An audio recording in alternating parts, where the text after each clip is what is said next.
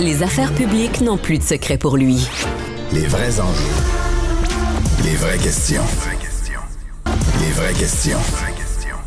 En pleine crise du logement, tout le monde le sait. Et la presse nous apprend aujourd'hui que pour construire en neuf à Montréal, depuis 2019, les délais pour un permis ont plus que doublé au centre-ville, dans d'autres arrondissements. Un seul exemple, merci Hochelaga Maisonneuve, 20 mois en moyenne l'an dernier. Ce qui a donné une autre belle poignée au chef conservateur. On écoute. C'est pas satisfaisant, c'est inacceptable. Moi, je peux pas accepter comme mairesse de Ville-Marie ni comme mairesse de Montréal des délais comme ceux-là. L'incompétence de ce premier ministre et la mairesse libérale de Montréal qui bloque la construction. Emmanuel, inacceptable, mais ça fait des années que ça dure quand même. Hein? Peut-être la faute à la pandémie? C'est ça le problème de la mairesse Plante. On la reçoit au bilan ce soir. J'ai hâte qu'elle nous explique en quoi c'est inacceptable aujourd'hui, puis elle l'a toléré aussi longtemps. Et le problème, c'est que c'est ce genre de discours qui, finalement, apporte de l'eau au moulin, des attaques absolument pas élégantes du chef du Parti conservateur. On en a déjà parlé, mais qui, politiquement, cependant, finit par être assez populaire auprès de ses électeurs. Elle donne, par ce genre de statistiques, l'administration Plante donne des munitions à ses pires adversaires. De la matière aux attaques, Luc. Oui, tout à fait. Mais je ne suis pas surpris de cette nouvelle de la presse. On entend les gens qui sont confrontés à ces espèces d'amants de papier, de bureaucratie, de tout ce que tu veux. C'est presque c'est pas impossible, mais ça prend une patience incroyable. Puis il faut que tu ailles voir ton banquier et tu lui dises, peux-tu m'attendre pendant une vingtaine de mois avant de me donner mon hypothèque, mais me garantir que je vais l'avoir parce que je vais essayer de convaincre la Ville que je peux me construire quelque chose.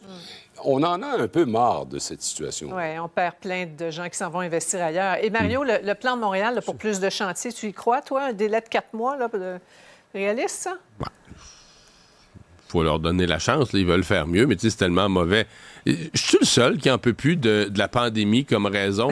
Tout ce qui est plus médiocre qu'avant dans la société, c'est de la faute. Là, tu parles de donner des permis, du délai pour étudier. Tu as des projets urgents, tu as besoin de logement, tu as des gens assis sur leurs mains à étudier des projets. Je ne sais pas comment tu étudies un projet pendant 1 an, pendant 6 mois. Et là, c'est la faute de la pandémie. Non, mais lâchez-moi avec la pandémie. Oui, la pandémie a eu certains impacts dans le système de santé. Mais là, c'est rendu que dans les bureaux de la Ville de Montréal, des gens assis sur leurs mains, pas capables de faire avancer des projets d'autorisation. Ah, ça, c'est de la faute de la pandémie et le dos large. Tous les incompétents mettent tout ce qui ne marche pas, c'est la faute de la pandémie. Emmanuel?